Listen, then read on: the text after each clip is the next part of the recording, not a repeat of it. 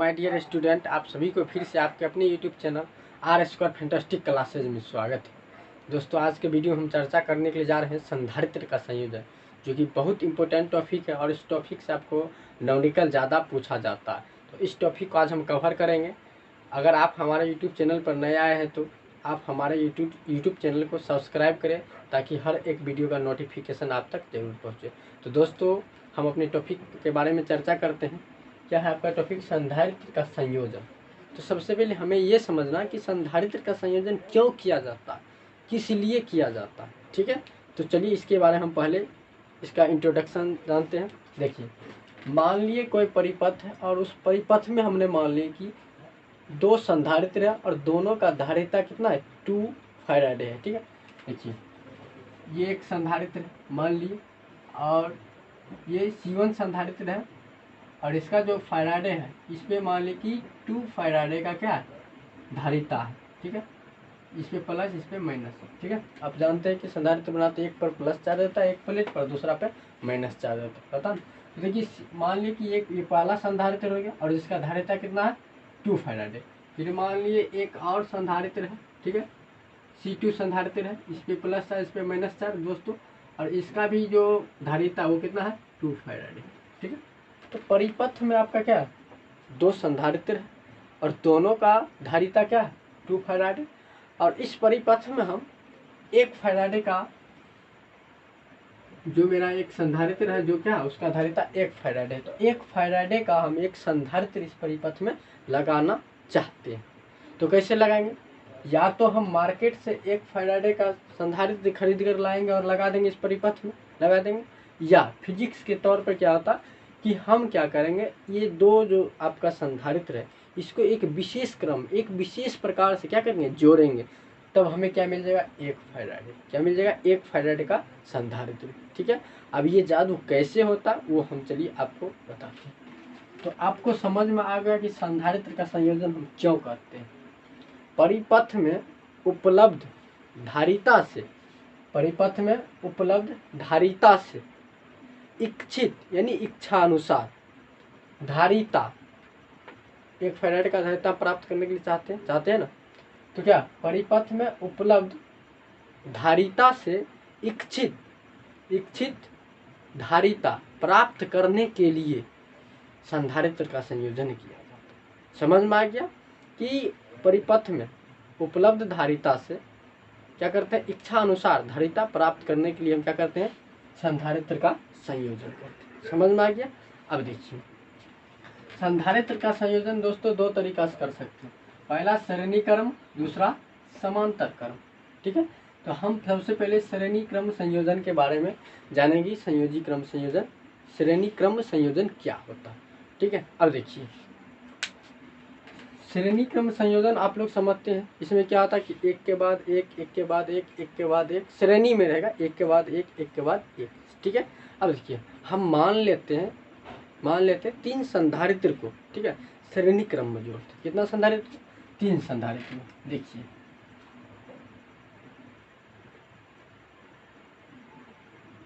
तीन संधारित्र को क्या करेंगे दोस्तों?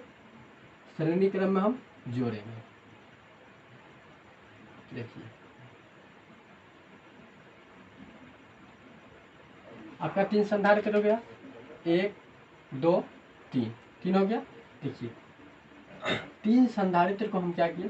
श्रेणी क्रम में दोस्तों क्या कर रहे हैं? जोड़ रहे हैं। ठीक है, अब देखिए, 3 संधारित्र को हम जब श्रेणी क्रम में जोड़ते हैं, और एक बात आप ये समझिए कि जो आपका श्रेणी क्रम संधारित्र होता है इसमें आवेश समान होता है। क्या होता? समान होता। ठीक है, अर्थात आवेश क्या होता? समान, यानी रास्ता अगर सेम है तो आवेश क्या होगा? समान हो। ठीक है, अब देखिए, जैसे मान लेते हैं और क्या करते हैं, ये सबसे पहले इतना समझ कि ये 3 संधारित्र को हमने क्या किया? श्रेणी क्रम में जोड़ दिए। जोड़ने के बाद क्या करते हैं दोस्तों? इसे एक बैटरिक्स हम जोड़ते हैं। इससे बैटरिक्स, यहाँ से मान लिए कि बैटरिक्स जो मेरा है वो भी है। ठीक है, भी विभवांतर का है या भी वोल्ट कर सकते। ठीक है, ठीक है, V वोल्टेज का कोई बैटरी को हम इसमें जोड़ दिए। अब देखिए जब जोड़े तो ये क्या करेगा, आवेश देना स्टार्ट करेगा, चार्ज देगा या चार्ज देगा। अब देखिए अगर ये चार्ज देगा तो यहाँ तक चार्ज आएगा, ऐसे जाएगा। अब देखिए जब ये चार्ज देगा तब क्या होगा दोस्तों, आवेश जो जाएगा वो क्या जाएगा, रास्ता देखिए एक ही रास्ता, यानी मान लीजिए कोई वायर है, लंबा वायर है, और उसी वायर में क्या है, 3 आपका संधारित्र जुटा हुआ, 3 संधारित्र जुटा हुआ एक लंबा वायर में। तो क्या है, रास्ता तो सेम है, इसलिए आवेश क्या होगा, सेम। अगर रास्ता सेम है तो आवेश क्या होगा, सेम, यानी सब पर आवेश क्या होगा, सेम होगा। इस पे मान लिए प्लस क्यू माइनस क्यू, इस पे भी प्लस क्यू, इस पे भी और क्या होगा, माइनस क्यू, इस पर भी प्लस क्यू, इस पर माइनस क्यू हो जाएगा। ये मेरा कैसा कैपेसिटर है, इसको मान लेते हैं संधारित्र C1, इसको मान लेते हैं C2, इसको मान लेते हैं C3। ये 3 आपका क्या है, संधारित्र है, 3 संधारित्र है, तीनों क्या कि एक श्रेणी क्रम में जोड़ दिए, और आवेश क्या है, सब पर सेम है। आवेश क्या सेम है, क्यों सेम है, क्योंकि रास्ता क्या सेम है, ठीक है। अब देखिए विभवांतर क्या होता है कि अगर आपका बिंदु अलग अलग हो, मान लेते हैं इस बिंदु को हम मान लिए A, इस बिंदु को मान लिए B, इस बिंदु को मान लिए C, और इस बिंदु को मान लिए हमने D, ठीक है। अब देखिए दोस्तों मजा की बात है ये, अगर रास्ता आपका सेम है तो आवेश सेम होगा, फिक्स होगा, कांस्टेंट होगा, ठीक है, नियत रहेगा, नहीं बदलेगा। उसके बाद अगर विभवांतर या विभव की बात करते हैं, ठीक है, अगर बिंदु सेम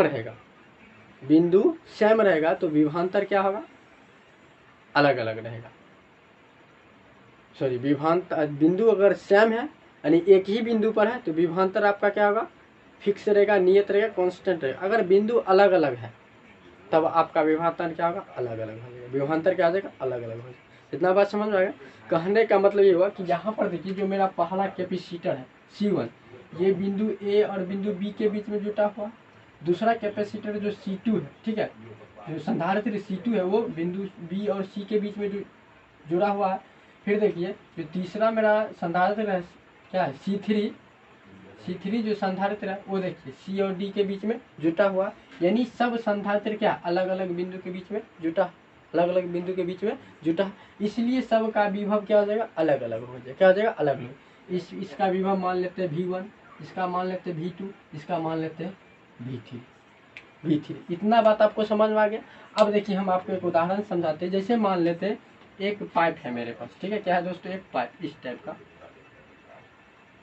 देखिए मान लीजिए कि एक पाइप, ठीक है, यहाँ पे क्या है, ये पाइप मान लिए यहाँ पे इतना है, यहाँ पे बड़ा हो गया और बड़ा हो गया। अब देखिए इस पाइप से हम मान लेते 10 लीटर का पानी गुजारते, तो यहाँ पे भी क्या है 10 लीटर का पानी गुजरेगा, यहाँ से भी 10 लीटर का पानी गुजरेगा, इस पाइप से भी क्या होगा 10 लीटर का पानी गुजरेगा।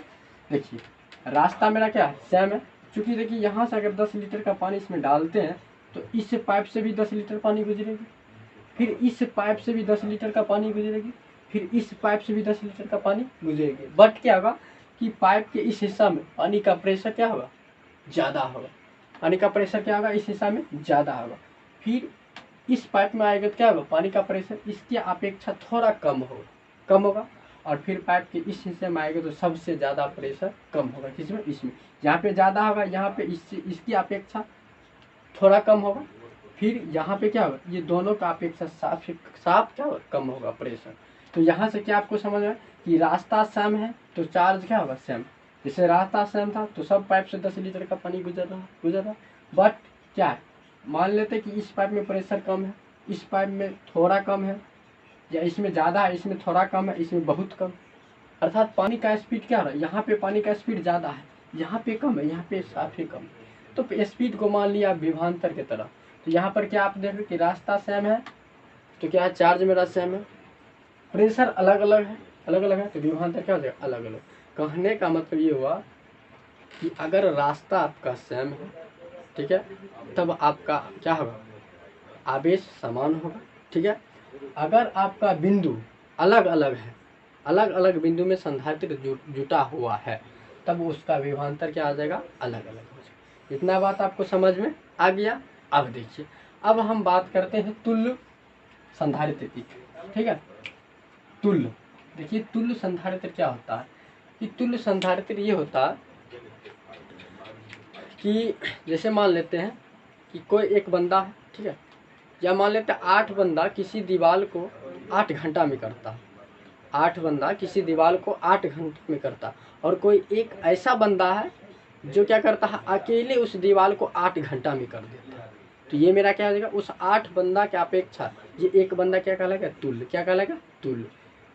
समझ में आ रहा है ना, तुल्य क्या होता है। तुल्य का मतलब हम आपको समझाते हैं कि जैसे मान लीजिए कोई एक काम है, ठीक है, कोई मकान बना, उस मकान को 8 बंदा मिलकर 1 घंटा में बनाता है, या 10 बंदा मिलकर मान लेते हैं 1 घंटा में बनाता है, ठीक है। और कोई एक ऐसा बंदा आता है जो क्या करता है कि उस मकान को अकेले 1 घंटा में बना देता है, यानी उस सब के हिस्सा में ये अकेले काम करता है। यही मेरा क्या कहलाता, तुल्य। क्या कहलाता, तुल्य। कहने का मतलब ये हुआ कि देखिए इस श्रेणी क्रम संयोजन में 3 संधारित्र लगा हुआ। कितना संधारित्र लगा हुआ, 3 संधारित्र, ठीक है। तो कोई एक ऐसा संधारित्र लगाएंगे जो ये तीनों का काम अकेला करे, वो क्या कहलाएगा, इस तीनों संधारित्र का अपेक्षा तुल्य कहलाएगा। क्या करेगा, तुल्य। अब देखिए ये तीनों संधारित्र क्या है, ए और डी बिंदु के बीच में जुटा हुआ है। तो मान लेते हैं कोई संधारित्र लेते हैं यहाँ पर दोस्तों, देखिए ये संधारित्र लेंगे। देखिए तुल्य का मतलब क्या होता है, ये मान लीजिए कि तुल्य संधारित्र है। क्या है, तुल्य, सी तुल्य संधारित्र तुल्य है। अब देखिए तुल्य संधारित्र की बात हो रही है, अभी हम बता चुके हैं। अब देखिए ये जो मेरा 3 संधारित्र है, ये तीनों बिंदु ए और बिंदु डी के बीच में जुटा हुआ, और ये तीनों बैटरी भी को क्या कर रहा, झेल रहा। यानी ये तीनों का योग V1 V2 V3 ये तीनों का योग किसके बराबर हो जाएगा, V के बराबर हो जाएगा। क्यों, क्योंकि यही तो इस सबको दे रहा है, यही ना दे रहा है। इस पे V1 दिया, इस पे V2 दिया, इस पे V3 दिया, तो ये तीनों संधारित्र मिलकर बैटरी V को झेल रहा है, ठीक है। और ये जो तुल्य प्रतिरोध, जो तुल्य कैपेसिटर संधारित्र का, वो अकेला बैटरी V को झेलेगा झेलेगा झेलेगा। अब देखिए ये सब पर कितना चार्ज है, Q चार्ज है, तो इस पर क्या होगा, प्लस Q और माइनस Q चार्ज हो जाएगा। अब देखिए ये सी तुल्य की बात हो रही है। अब देखिए दोस्तों ये तीनों कैपेसिटर ए और डी के बीच में जुटा हुआ, तो ये अकेला ए और डी के बीच में जुटेगा। अब देखिए ये तीनों मिलकर बैटरी V को झेल रहा है, तो ये अकेला क्या करेगा, बैटरी V को झेलेगा। बैटरी V को क्या करेगा, अकेला ये झेलेगा। तो इसका कितना हो जाएगा, ये V हो जाएगा, विभवांतर हो जाएगा। इतना बात आपको समझ में आ गया हम कि तुल्य का मतलब क्या होता, तुल्य संधारित्र का मतलब क्या होता कि मतलब सबके हिस्सा अकेला काम करेगा। ये तीनों जितना काम करेगा, 3 माने और ज्यादा कैपेसिटर है, ठीक है, उस सब के हिस्सा जो अकेला काम करे वही मेरा क्या कहलाता, तुल्य। क्या कहलाता, तुल्य संधारित्र। तुल्य आपको समझ में आ गया। देखिए ये अकेला जो है इस बैटरी V को झेल रहा है, और ये तीनों मिलकर झेल रहा है। ये तीनों जितना काम कर रहा उतना ही ये तो अकेला काम कर रहा, इसलिए क्या होगा, ये तुल्य हो गया। क्या होगा ये दोस्तों, तुल्य। इतना बात आपको समझ में आ गया है। अब देखिए अब हम बात करते हैं प्रथम संधारित्र पे। एक फार्मूला आप लोग दोस्तों पढ़ेंगे, Q बराबर CV। अगर V का वैल्यू निकालेंगे तो V बराबर क्या आ जाएगा, Q बट्टा C हो जाएगा। यही फार्मूला पर देखिए चर्चा करेंगे। प्रथम संधारित्र के लिए देखिए, प्रथम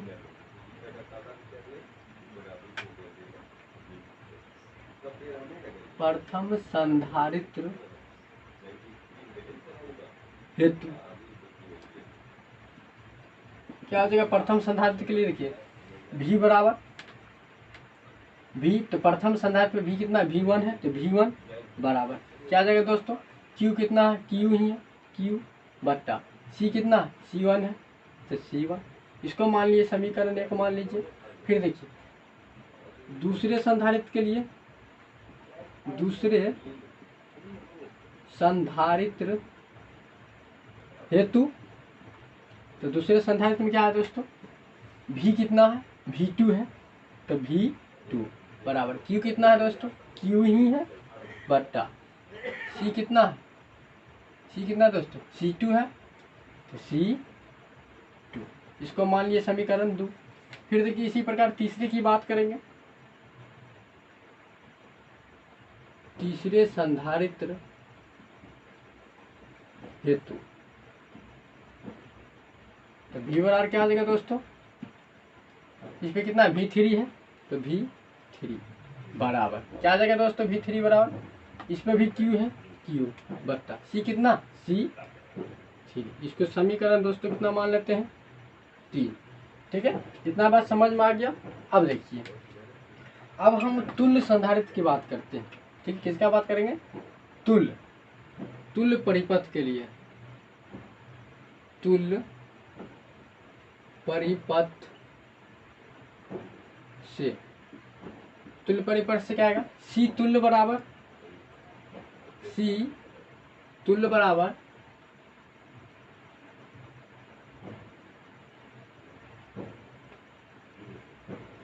C तुल्य बराबर बात करेंगे, या मान लीजिए कि तुल्य परिपथ से बात करिए, तुल्य लिखना जरूर है, इसके बात करेंगे। इसमें देखिए V कितना है, V ही है, और इस पे चार्ज कितना है, Q रहने दीजिए। और इस पे जो संधारित्र है C का मान कितना है, C तुल्य है, इस पे C3 था, C3 लिए, इस पे C1 था, तो C2 था, फिर C1 था, तो बोलिए इस पे C कितना है, C तुल्य है, तो यहाँ पे क्या जाएगा बट्टा C तुल्य, और इसको समीकरण मान लेते हैं 4। इतना बात आपको समझ में आ गया कि ये कैसे हुआ। प्रथम संधारित्र के लिए बात की इस फार्मूला से, V बराबर Q बटा C, तो V क्या है, प्रथम संधारित्र V1 है, तो V1 बराबर Q क्या है मेरा, तो Q ही है, तो Q बट्टा C क्या है, C1 ले लिए। इसी प्रकार से दूसरे संधारित्र और तीसरे और तुल्य परिपथ के लिए भी बात कर ली, समझ में आ गया। अब देखिए दोस्तों, ये V जो है परिपथ में, ये V ही तो 3 हिस्सा में बट रहा, V1 V2 V3, ये V ने बट रहा, तो इस V को हम क्या लिख सकते हैं, देखिए यहाँ लिखते हैं परिपथ से, परिपथ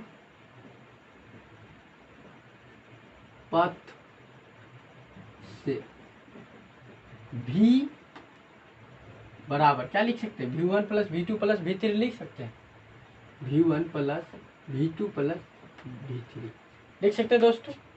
क्यों, क्योंकि ये V ही 3 हिस्सा में बट रहा है, V1 V2 V3, इसलिए V बराबर V1 plus V2 plus V3। अब देखिए समीकरण 1 2 3 और 4 से आराम से सबका मान धर दीजिए। यहाँ पर देखिए V कितना दे रखा, Q बट्टा C तुल्य, यहाँ पर धरिए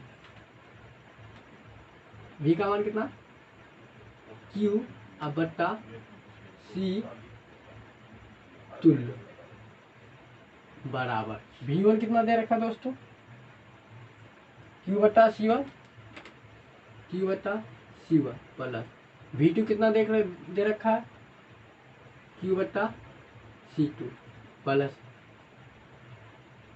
V3 कितना दे रखा है, Q बट्टा C3। इतना बात समझ में आ गया आपको। अब देखिए यहाँ से हम क्या लिख सकते हैं, अगर हम दोस्तों बात करेंगे, देखिए अगर इसमें से हम Q कॉमन ले लें तो क्या बचेगा, 1/C1 plus 1/C2 plus 1/C3 बचेगा। तो यहाँ से अगर Q कॉमन लेते हैं, Q बट्टा C तुल्य बराबर, देखिए Q कॉमन लेते तो क्या आ जाएगा, Q into 1/C1 plus 1/C2 और प्लस 1/C3 आ जाएगा, Q से Q कट जाएगा, तो हमें क्या मिल जाएगा, 1/C तुल्य बराबर 1/C1 प्लस 1/C2 और प्लस 1/C3। यही दोस्तों क्या निकल गया, समान श्रेणी क्रम संयोजन का व्यंजक, 1/C तुल्य बराबर 1/C1 plus 1/C2 plus 1/C3। आपको समझ में आ गया। अब देखिए हमने आपको पहले बताए थे कि 2 संधारित्र, ठीक है, और दोनों का धारिता कितना, 2 फैराडे, और इसमें हम इस परिपथ में 1 फैराडे का संधारित्र लगाना चाहते तो बोले या तो मार्केट से खरीद सकते हैं या इसको एक विशेष क्रम में जोड़ेंगे, ठीक है, तो हमें क्या मिल जाएगा, 1 फैराडे का संधारित्र। अब कैसे मिलेगा सो देखिए, C तुल्य अगर निकालते हैं, यहाँ से 1/c तुल्य अगर निकालेंगे तो 1/c तुल्य देखिए कैसे निकालेंगे, 1/c तुल्य बराबर ये C1 है, ये C2 है। C1 पे कितना फैराड है, 2 फैराड है। 1/C1 है तो फार्मूला में बैठाइए 1/C1 का वैल्यू कितना है, 2 फैराड है तो 2 आप प्लस C2 कितना है 2, तो इसका भी 2 हो जाएगा दोस्तों। अब देखिए यहाँ से अगर एलसीएम लीजिएगा तो क्या आ जाएगा, बोलिए 1/C तुल्य बराबर क्या हो जाएगा दोस्तों, एलसीएम लेंगे तो कितना आएगा 2 आएगा। फिर यहाँ पे 1, यहाँ पे 1 ऐड कीजिएगा तो 2 आप प्लस 2 बराबर क्या देगा 1। हमें 1 फैराडे मिल गया दोस्तों। अब देखिए तो ये फार्मूला आपको न्यूमेरिकल के लिए ठीक है बहुत ज़्यादा इम्पोर्टेंट है, इस फार्मूला को आप ध्यान धरिएगा ठीक है। अब देखिए दोस्तों, अब हम बात करते हैं यहाँ पे तो बताएं 3 संधारित्र श्रेणी क्रम में जुड़ा है। अब मान लेते हैं n संधारित्र श्रेणी क्रम में जुड़ा हुआ है। कितना संधारित्र, n संधारित्र। देखिए n संधारित्र के लिए बात करते हैं, n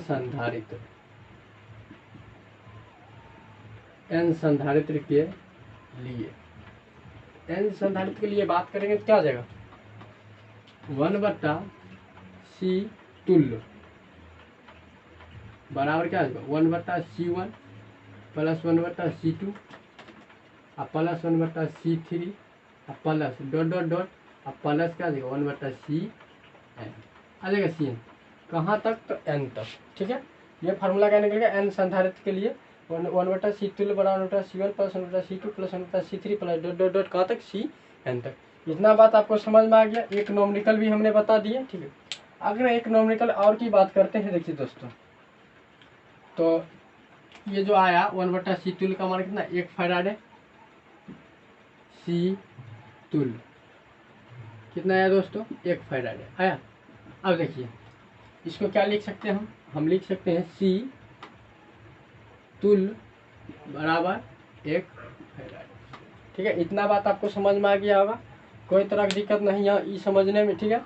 अब दोस्तों हम बात करेंगे किसकी, समांतर क्रम संयोजन की ठीक है। आप इसे स्क्रीनशॉट ले लीजिए और फिर हम नेक्स्ट वीडियो में आपको समांतर क्रम संयोजन के बारे में चर्चा करेंगे।